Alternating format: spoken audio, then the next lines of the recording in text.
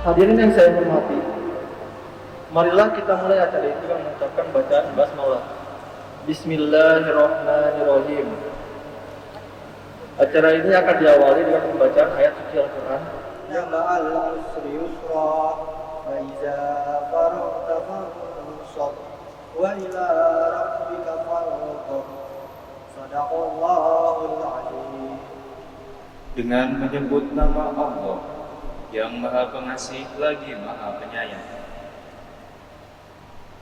Bukankah kami telah melapangkan untukmu dadamu, dan kami telah menghilangkan daripadamu bebanmu yang memberatkan punggungmu, dan kami tinggikan bagimu sebutan namamu, karena sesungguhnya sesudah kesulitan itu ada kemudahan.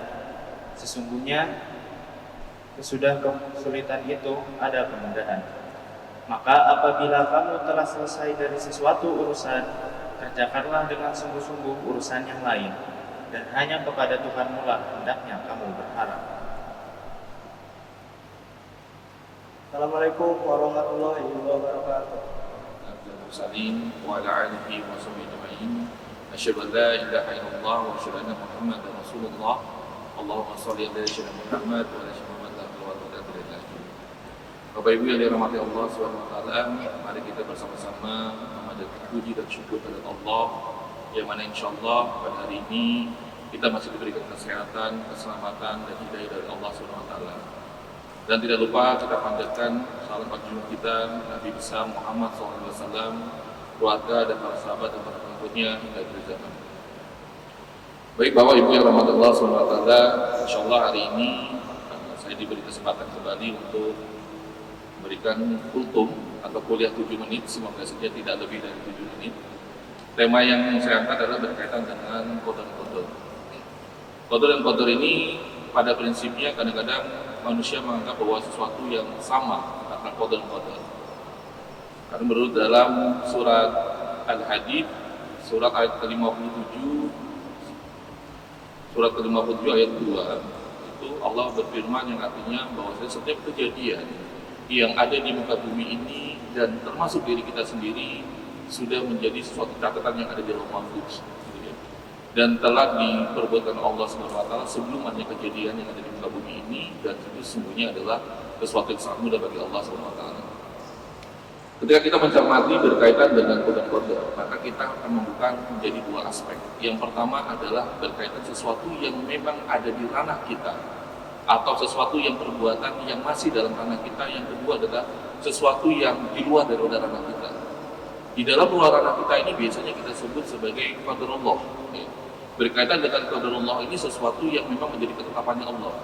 Kita bisa ambil contoh adalah tentang kematian, tentang kelahiran. Setiap manusia tidak akan pernah bisa memahami kapan orang itu akan lahir. Ketetapan ini adalah menjadi ketetapan Allah, sesuatu yang sudah menjadi qadar Allah, dan kita tidak akan pernah mengetahui kapan akan lahir atau kita akan mati. Kemudian juga ada aspek yang berkaitan di luar daripada qadar Allah ini, tapi menjadi bagian dari ranahnya Allah. Seperti kejadian yang berkaitan ketika kita jatuh sakit, ketika kita ada kecelakaan pesawat, ketika kita ada kecelakaan mobil dan sebagainya. Itu sesuatu yang menjadi qadar Allah. Prinsip yang mau saya sampaikan berkaitan dengan qadarnya Allah adalah segala sesuatu yang terjadi peristiwa yang tidak akan pernah menjadi tanggung jawab kita, dan kita tidak akan pernah dimintai pertanggungjawaban. Itu yang menjadi suatu qadar Allah. Kemudian kita bicara yang kedua adalah berkaitan dengan qadar. Qadar itu adalah perbuatan sesuatu yang berada di ranah kita, artinya kita masih punya pilihan. Setiap tindakan yang kita lakukan itu kita punya suatu pilihan. Apakah kita akan melakukan sesuatu yang baik atau kita akan melakukan sesuatu yang buruk. Itu masih di ranah kita. Kita paling simpel saja contohnya. Hari ini kita lihat adalah hari yang hujan. Hujan itu qadar Allah, hujan. Kita nggak bisa menerima bahwa indikasi hujan itu ada. Tetapi ketika hujannya turun, itu adalah qadar Allah.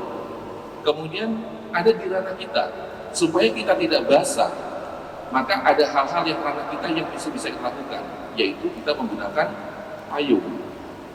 Ya, menggunakan payung, kita bisa menggunakan jas hujan dan sebagainya. Tapi itu adalah pilihan.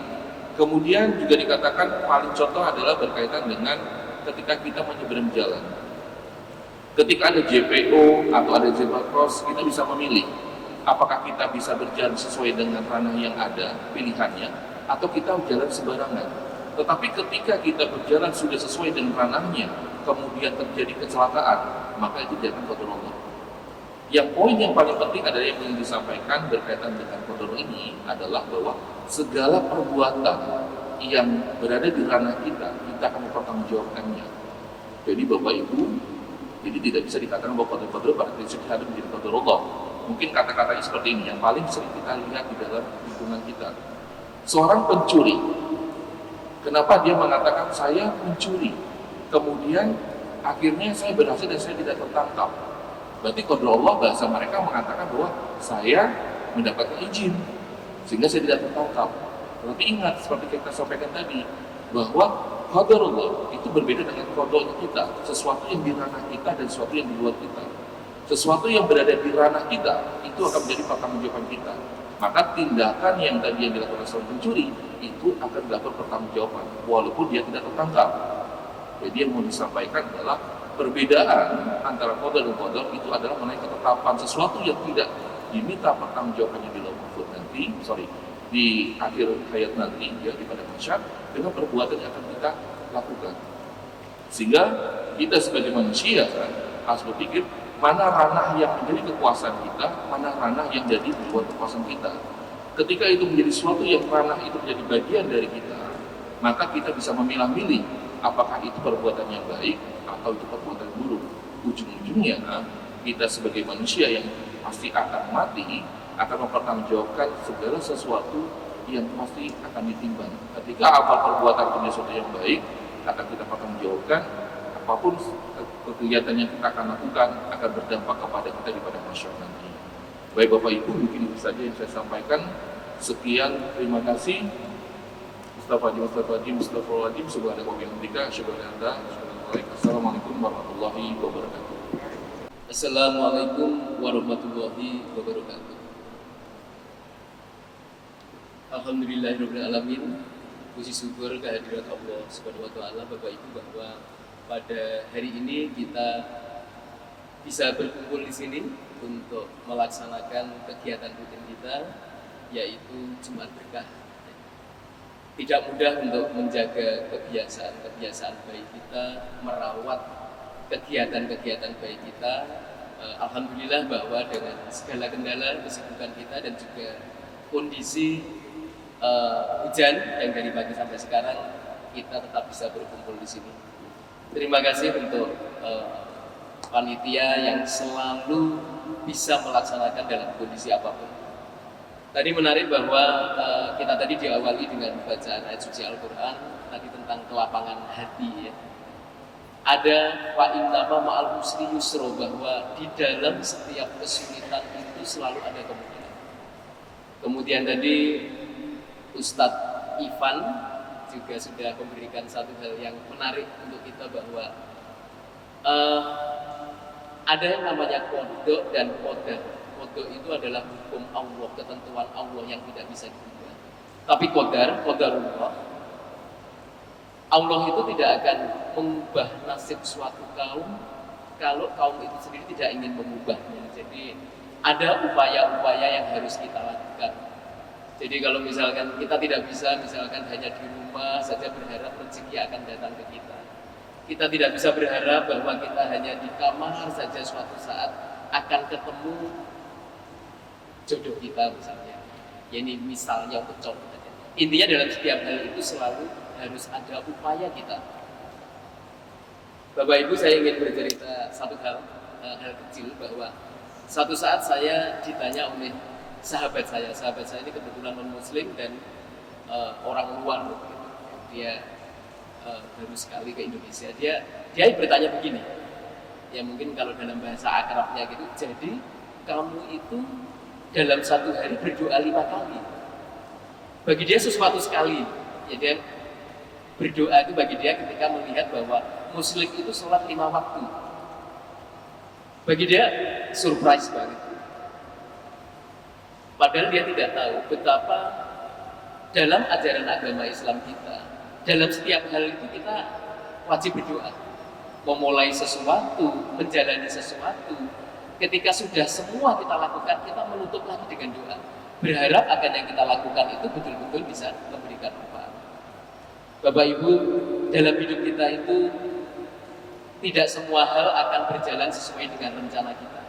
Bahkan ketika kita sudah mempersiapkan segala hal. Biasanya kalau orang yang teliti, seorang perencana yang baik, itu akan menyiapkan, kalau tidak berhasil begini, maka saya siapkan. Ada rencana B, rencana C, rencana D. Tapi kadang-kadang keadaan itu lebih dari sekedar perubahan rencana, lebih dari sekedar perubahan kejadian. Ada hal-hal yang luar biasa yang tidak bisa kita tangani dengan ukuran-ukuran perhitungan kemampuan kita.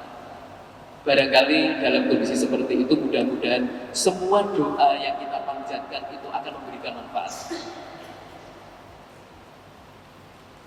Dalam kondisi tertentu, jadi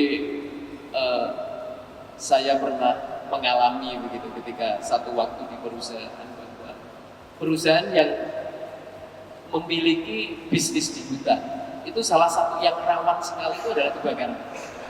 Suatu waktu terjadi kebakaran di sore hari, lokasinya itu sangat jauh dari jangkauan jalan yang bisa ditempuh. Padahal untuk memadamkan itu diperlukan mobil-mobil dengan pengangkut air yang kapasitasnya besar. Ada mobilnya tidak bisa masuk ke dalam. Akhirnya ya sudah pasrah. Yang dilakukan pada pertemuan malam hari adalah saudara kita hitung saja berapa potensi kerugian kita, berapa petak, berapa ratus hektar yang akan hilang malam ini dengan melihat perkembangan api. Tapi Bapak Ibu, barangkali dalam kondisi seperti itu doa-doa yang dipanjatkan itu bisa mendatangkan pertolongan. Ternyata tanpa diduga malamnya hujan lebat sekali, walaupun sorenya tidak ada mendung, sehingga api padam dan hanya kerugian yang tidak sebesar yang diperkirakan tadi. Baik Bapak Ibu, jadi sekali lagi mudah-mudahan doa tiap pagi yang selalu kita panjatkan tanpa henti itu akan menjadi pertolongan ketika kita atau institusi kita suatu saat mengalami hal-hal cobaan yang mungkin di luar kemampuan kita. Saya akhiri sampai di sini. Tetap jaga protokol kesehatan. Mudah-mudahan Allah Subhanahu Wa Taala, Tuhan Yang Maha Kuasa, selalu melindungi kita semua. Saya akhiri. Wabillahi taufiq wal hidayah. Wassalamualaikum warahmatullahi wabarakatuh.